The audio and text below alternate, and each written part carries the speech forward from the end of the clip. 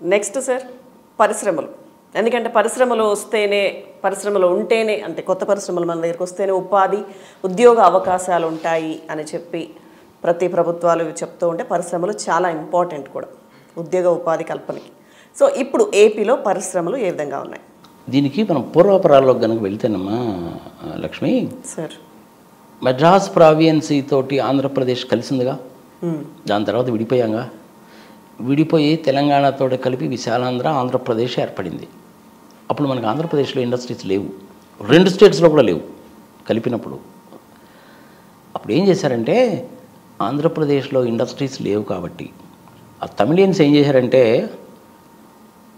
మన దగ్గర ఏమో చక్కగా వరి, మిరపకాయలు, కూరగాయలు, పళ్ళు, పూలు పండితే శుభ్రంగా మెడ్రాస్ స్టేట్కి తీసుకెళ్ళేవాళ్ళు. చీప్గా ఎంజాయ్ చేశారు. ప్రజలకు తెలియాలి కాబట్టి చెప్తున్నాను, ఇది వాస్తవం. ఇది విద్య అనేటువంటిది తక్కువ, వాళ్ళకి ఎక్కువ. ఉద్యోగ అవకాశాలు వాళ్ళకి ఎక్కువ.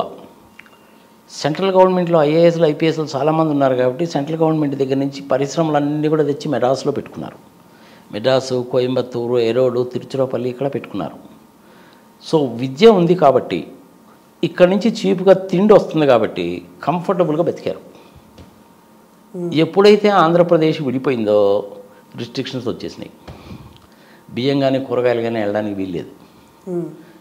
దాంతో ఏమైందంటే వాళ్ళకి ఇన్ఫ్లేషన్ బాగా పెరిగిపోయింది. చిదంబరంకి అదే కొడుకు పంట. ఆంధ్రప్రదేశ్ విడిపోయినప్పుడు చిదంబరంకి 15-16 ఏళ్ళు ఉంటాయి. తర్వాత ఫైనాన్స్ మినిస్టర్ అయ్యాడు, సంఘ సమాచారం కదా. చిదంబరం కడుపు మంట అనమాట అది. ఇంతకుముందు హాయిగా ఉండేది మనకి, అనవసరంగా ఆంధ్రప్రదేశ్ విడిపోయి తెలంగాణ వాళ్ళు కలిశారు. వాళ్ళకేమో బ్రహ్మాండంగా ఉంది, మనకేమీ లేదు. అందుకని ఈ మున్నాడుగులు ఎట్లనే సరే నాశనం చేయాలని కడుపు మంట అనమాట. ఆ కడుపు మంట అతనికి 50 years తర్వాత తీరిందమ్మా. I'm very sorry to say this. రాష్ట్రం 2009లో డిసెంబర్ 9వ తారీఖు సోనియా గాంధీ గారి బర్త్డే రోజు the process of Telangana will be initiated అని చెప్పాడు. అంటే ఎంతకాలం వెయిట్ చేశాడో చూడ కడుపు మంట తీర్చుకోవడానికి. అప్పుడు మన వాళ్ళు తెలివిగా ఏం చేశారంటే మెడ్రాస్లో 44% తెలుగు వాళ్ళు ఉండేవాళ్ళు అప్పుడు మనకు ఇండస్ట్రీస్ లేవు కాబట్టి ఏం చేశారంటే అగ్రికల్చర్ వైజ్గా బాగానే ఉన్నారు వీళ్ళు, ఇండస్ట్రీస్ లేవు కదా అనే ఉద్దేశంతో ఈ పివి నరసింహారావు గారు కానీ, బ్రహ్మానంద రెడ్డి గారు కానీ, ఇంకొకరు కానీ ఉన్నప్పుడు హైదరాబాద్ అయితే సేఫెస్ట్ ప్లేస్ అని హైదరాబాద్లో పబ్లిక్ సెక్టర్ ఇండస్ట్రీస్ పెట్టించారు. B H E L, H M T, then H A L, Hindustan aeronautics limited, I D P L, Mishra Dhatu Nigam, Bharat dynamites limited, B D L అంటారు అది, హిందుస్థాన్ కేబుల్స్ లిమిటెడ్. ఇవన్నీ కూడా పెద్ద ఇండస్ట్రీస్ కదా, పబ్లిక్ సెక్టార్ ఇండస్ట్రీస్ ఇంక్లూడింగ్ ఇక్రిసాట్తో సహా. ఇప్పుడైనా ఒక పెద్ద ఇండస్ట్రీ కనుక వస్తే ఏమవుతుందంటే దాని చుట్టుపక్కల కనీసం ఒక 200-300 ఇండస్ట్రీలు వస్తాయమ్మా. ఇప్పుడు పటాన్చెరు అంతా ఇండస్ట్రియల్ ఏరియా కావడానికి కారణం ఏంటి అంటే BHEL. Balanagar, Sanath Nagar industrial areas కావడానికి కారణం ఏంటి అనేసి అంటే హెచ్ఏఎల్, హెచ్ఎంటి, ఐడిపిఎల్. అలాంటి ఇండస్ట్రీస్ ఇప్పుడు ఆంధ్రప్రదేశ్లో ఏం లేవుగా, ఒక్క వైజాగ్లోనే ఉన్నాయి. Hindustan petroleums, ship yard, navy, then Hindustan heavy plates and vessels అవన్నీ ఉండే. ఇప్పుడు Hindustan heavy plates and vessels లేవనుకో, అట్లనే హిందుస్థాన్ జింక్ కూడా మూసేశారు ఆల్మోస్ట్. మరి ఇప్పుడు ఆంధ్రప్రదేశ్లో ఇండస్ట్రీస్ లేవా అంటే ఇండస్ట్రీస్ వచ్చాయి. జపాన్ వాళ్ళ టైల్ కంపెనీ వచ్చిందా, నిన్నగాక మొన్ననే ప్లైవుడ్ కంపెనీ ఒకటి వచ్చిందా, 1000 crores ఇన్వెస్ట్మెంటా, టైర్స్ కంపెనీ వచ్చిందా, దానికి ఎక్స్పాన్షన్కి వెళ్తున్నారా. అమర్రాజా బ్యాటరీస్ ఆల్రెడీ ఉందా, అమర్రాజా బ్యాటరీస్ వెళ్ళిపోతుందని దిక్కుమాలిన గోళ నానా రచ్చా చేశారా, ఆయనే బయటకు వచ్చి అలాంటి ఏం లేదు బాబు అని చెప్పాడా. కియా కియా కియా కియా అని పొద్దుస్తమానం అదే పనిగా అరుస్తారా. అదొక్కటే ప్రాంప్ట్గా వీళ్ళకి కనపడుతుంది కానీ మిగిలిన ఏవి కనపడవు. ప్రాక్టికల్గా కడపలో స్టీల్ ఫ్యాక్టరీ పెట్టి ఉండాలి, స్టేట్ గవర్నమెంటే స్టార్ట్ చేసింది. జిందాల్ ముందుకు వచ్చారు. దాని మీద నేను ఒక వీడియోనే చేశాను, ఎట్లా పెట్టచ్చు ఏమిటి అనేది. 20,000 కోట్ల రూపాయలు ఖర్చు అవుతుంది. మీరు ఇచ్చినట్టు ల్యాండ్ వాల్యూ ఇంచుమించుగా 2-3 వేల కోట్ల రూపాయలు ఉంటుంది. స్టేట్ గవర్నమెంట్ ఒక 2,000 కోట్ల రూపాయలు కనుక ఇన్వెస్ట్ చేస్తే 5,000 కోట్ల రూపాయల క్యాపిటల్ తోటి 15,000 కోట్ల రూపాయలు లోన్ ఎవడైనా ఇస్తాడు. 20,000 తోటి బ్రహ్మాండంగా స్టీల్ ఫ్యాక్టరీ పెట్టచ్చు అని నేను 4 సంవత్సరాల కింద చెప్పాను. అల్టిమేట్గా ఇప్పుడు జరిగింది అది. ఇన్ఫోసిస్ వచ్చిందా, అదాని డేటా సెంటర్ వచ్చిందా, ఇవన్నీ వస్తున్నాయి కదా ఇండస్ట్రీస్ అన్నీ. అది పెద్ద లిస్టే ఉందాం యాక్చువల్గా.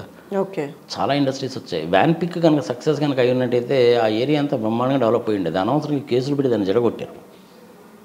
ఆంధ్రప్రదేశ్లో ఇండస్ట్రీస్ కూడా చాలా వచ్చాయి. దానికి సంబంధించిన ఇన్ఫర్మేషన్ కనుక కావాలంటే ఇప్పుడు నేను కొన్ని గంటల తరబడి చెప్పగలను.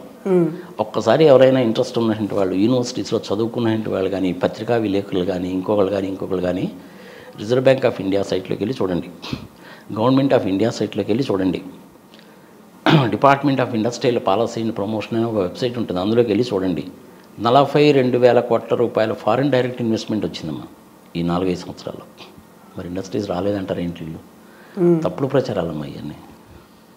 ఒక్క జగన్మోహన్ రెడ్డి ఇచ్చినటువంటి ఆ గ్రామ సచివాలయాలను యాజ్ వెల్ యాజ్ వాలంటీర్స్ మూలకంగా 2.5 లక్షల మందికి వచ్చినాయి కదా, అది 5,000 జీతమా 10,000 జీతమా, that is the different thing. వాడైతే పర్మనెంట్ ఎంప్లాయీసేగా, మరి ఉద్యోగ అవకాశాలు వచ్చినట్ట కదా. మొన్న మార్చిలో G20 పెట్టారు కదా, సరే 13 లక్షల కోట్లని 14 లక్షల కోట్లని ఏదో మాటలు చెప్తారు, అందరు రాజకీయ నాయకులు చెప్పినట్టు ఆయన చెప్పారు. కానీ ఆ రోజు ఏంటి, పెద్ద పెద్దోళ్ళే వచ్చారు. శ్రీరామ్ సిమెంట్స్ అని ఇప్పుడు మార్కెట్లో వాళ్ళ షేర్ కనుక కొనాలంటే దొరకదు, 29,000 షేర్, అది తెలుసా? వాళ్ళు పెడుతున్నారు, పెద్ద సిమెంట్ కంపెనీ అది. ముఖేష్ అంబానీ కూడా వచ్చాడు ఆ రోజు, ప్రాక్టికల్గా చూశాను, నా ముందు నుంచే వెళ్ళాడు ఆయన. వాళ్ళు కూడా పెడుతున్నారు ఇండస్ట్రీస్. అట్లా జగన్మోహన్ రెడ్డి ఏం చేశాడంటే అందరినీ ఒకటేసారి పిలిచి పెద్ద హడావుడి చేయలే, ఒక్కొక్కళ్ళని వెళ్ళి కలవడము, మాట్లాడడము, సెక్రటరీస్ని పంపించడం చేశాడు. అందుకని చెప్పి జనాల ప్రచారం కాదు. ఈ వైఎస్ఆర్సీపీ వాళ్ళకు ఉన్న పెద్ద దరిద్రపు అలవాటు ఏంటంటే 100 రూపాయలు పని చేస్తారో చెప్పుకోవడం చేత కాదు.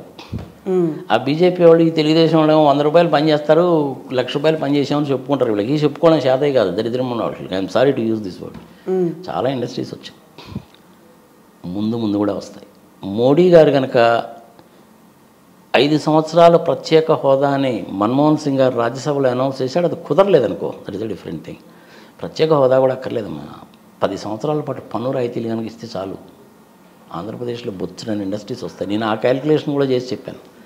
10 సంవత్సరాలు పన్ను రాయితీలు కనుక ఇచ్చినట్టయితే 11వ సంవత్సరం నుంచి ఆంధ్రప్రదేశ్ నుంచే customs, excise, GST, income tax, corporate tax రూపంలో సెంట్రల్ గవర్నమెంట్ వాళ్ళకి 2 లక్షల కోట్ల రూపాయలు వచ్చు. మనం 2 లక్షల కోట్లు, అందులో మన ఆంధ్రప్రదేశ్కి వచ్చే షేర్ వస్తుంది.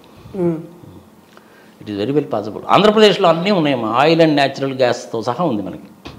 సిమెంట్ ప్లాంట్స్ పెట్టుకోవచ్చు, ఐరన్ అండ్ స్టీల్ ప్లాంట్ పెట్టుకోవచ్చు, అటవీ సంపద ఉంది కాబట్టి ఈ ప్లైవుడ్ లాంటి కంపెనీస్ పెట్టుకోవచ్చు, షుగర్ ఫ్యాక్టరీస్ పెట్టుకోవచ్చు, మరి గోడౌన్స్ పెట్టుకోవచ్చు. మనము చిల్లీస్ బాగా పండుతాయి మనకి. చిల్లీస్ నుంచి ఎక్స్ట్రాక్ట్ చేసి 5 ml 10 ml బాటిల్స్ యూరోప్లోనూ, అమెరికాలో, కెనడాలో, ఆస్ట్రేలియాలో హెవీ డిమాండ్ వాటికి. ఎక్స్ట్రాక్ట్ చేయొచ్చు అనమాట, దాన్ని కాన్సన్ట్రేట్స్ అంటారు, అది చేయొచ్చు. ఓకే. ఇప్పుడు రాయలసీమ ఏరియాలో ఏంటంటే ఆకు తోటలు, పూల తోటలు ఎక్కువ, అది కూడా చేయొచ్చు. ఫుడ్ ప్రాసెసింగ్ ఇండస్ట్రీస్ చేయొచ్చు. ఇప్పుడు ఈస్ట్ గోదావరి, వెస్ట్ గోదావరి అనేసి అంటే మనకి పూతరాయకుల దగ్గర నుంచి తెలిసిందేగా, మంచి అవకాశాలు ఉన్నాయి. 10 సంవత్సరాల పాటు పన్ను రాయితీలు. ఏమవుతుందంటే ఇది 10 సంవత్సరాలు ఇవ్వండి అని చెప్పి నేను అడగడం బాగానే ఉంటుంది, కానీ మోడీ గారు ఇస్తారా లేదంటే అది ఆయన చేతిలో కదా ఉంది. ఆయనకు కూడా అంత సులభం కదా, మనం ఆయన కూడా తిట్టుకోవాల్సిన పని లేదు. వేరే రాష్ట్రాల దగ్గర నుంచి అడిగితే ఇబ్బంది కదా. ఇప్పుడైతే ఆంధ్రప్రదేశ్ విడిపోయిందో అప్పుడే కనుక చంద్రబాబు నాయుడు గారు మీరు మాకు 10 సంవత్సరాలు ప్రత్యేక హోదా ఇస్తారా లేదా అని నిరాహార దీక్ష కనుక కూర్చొని ఉంటే అప్పుడే ఇచ్చిండేవాడు. అది బిగ్గెస్ట్ బ్లండర్ అనమాట వాట్ హీ హాస్ కమిటెడ్. ఇన్ని సంవత్సరాలు పోయిన తర్వాత అడిగితే అరే ఓ బాత్తో చూడదేవు యారో క్యా హై పురాణా జమానా ఓ క్లోజ్ అవుగాయా అంటారు. ఎప్పుడైనా సరే అడగాల్సిన టైంలో అడగాలమ్మా, అంతేగాని టైం దాటిపోయిన తర్వాత ఎవరు పెద్దగా పట్టించుకోరు. వేడిగా ఉన్నప్పుడే కొడితే కనుక తెగిపోద్ది వ్యవహారం. ఈయన అనవసరంగా ప్యాకేజీకి ఒప్పుకొని ఆంధ్రప్రదేశ్ ప్రజల కొంప ముంచాడు. అడగచ్చు, ఇప్పుడు జగన్మోహన్ రెడ్డి ఏం చేస్తాడండి, గాడిదలు కాస్తున్నాడా, మరి ఈయన అడగచ్చు కదా అని చెప్పి ఆయన ఆల్రెడీ చెప్పాడు. వాళ్ళకంత మెజారిటీ వస్తుందని చెప్పి అనుకోలేదు నేను, వాళ్ళకంత మెజారిటీ వచ్చింది కాబట్టి ఇప్పుడు అడిగినా కానీ మనం ఒప్పుకుంటారు ఆయన. అందుకని ఏం చేసినా సావధానంగా పోతున్నాడు. అయినా కానీ వాళ్ళు ఇవ్వాల్సిన డబ్బులు ఇచ్చారులేండి, మొన్న కూడా 10,000 కోట్లు ఇచ్చారు కదా, డెఫిసిట్ ఇచ్చారు. ఇప్పటికైనా మించిపోయిందేం లేదమ్మా, గట్టిగా కనుక అడిగితే ఇస్తారు. చూద్దాం. ఆంధ్రప్రదేశ్లో పరిశ్రమలు వచ్చిన మాట వాస్తవమే, దయచేసి టీవీ ఛానల్స్లో వచ్చే మటుకు నమ్మకండి. ఒకసారి మీరు ఆ లిస్టు తీసుకోండి, తెలుస్తుంది. It's very clear. యూనివర్సిటీలో చదివేటువంటి ఈ ప్రొఫెసర్స్ వాళ్ళందరూ కూడా పిల్లలకి చెప్పాలి, ఇదిగో ఈ ఇండస్ట్రీ వచ్చింది, దీని మూలకంగా 1,000 కోట్ల రూపాయలు ఇన్వెస్ట్మెంట్ జరిగింది, 2,000 మందికి ఇదిగో ఉద్యోగాలు వచ్చాయని చెప్పాలి. శ్రీ సిటీ అనేది చాలా పెద్దదమ్మా, అది చాలా ఇండస్ట్రీస్ ఉన్నాయి, బొచ్చరైన ఇండస్ట్రీస్ ఉన్నాయి అక్కడ శ్రీ సిటీలో. ఓకే. కడపలో బొచ్చరైన న్యాచురల్ రిసోర్సెస్ ఉన్నాయమ్మా, ఐరన్ అండ్ స్టీల్ ఫ్యాక్టరీ పెట్టుకోవచ్చు, దెన్ కొన్ని ఏరియాస్లో అయితేనేమో అగ్రో బేస్డ్ ఇండస్ట్రీస్ పెట్టుకోవచ్చు, as well as cement factories పెట్టుకోవచ్చు. మంచి రిసోర్సెస్ ఉన్నాయి వాళ్ళకి. పాపం వాటర్ లేదనే కానీ అనంతపురం జిల్లాలో వాటర్ ఎంత అనేసి అంటే ఆల్మోస్ట్ 0. సంవత్సరానికి 32 సెంటీమీటర్లు పడుతుందమ్మా వర్షం. యావరేజ్న 110 సెంటీమీటర్లు ఉండాలి. అనంతపురం 32 సెంటీమీటర్ల కంటే పడదు. పాపం మరి ఇంక వాళ్ళు ఇండస్ట్రీస్ మీద ఆధారపడి వ్యవసాయం ఏం చేస్తారో చెప్పు. సో అప్పటికీ కూడాను పాపం పుట్టపర్తి సాయిబాబా గారు 300 కోట్ల రూపాయలు ఖర్చు పెట్టి వాటర్ ప్రొవైడ్ చేశాడు ఆయన. మంచి హాస్పిటల్ ఉంది, స్కూల్ ఉంది, ఎయిర్పోర్ట్ ఉంది అక్కడ. ఆయన చాలా చేశాడు, ఒప్పుకోవాలి. సో అందుకని ఆంధ్రప్రదేశ్లో ఇండస్ట్రీస్ కూడా ఉన్నమాట వాస్తవమే, జరగాల్సినంత జరగలేదు.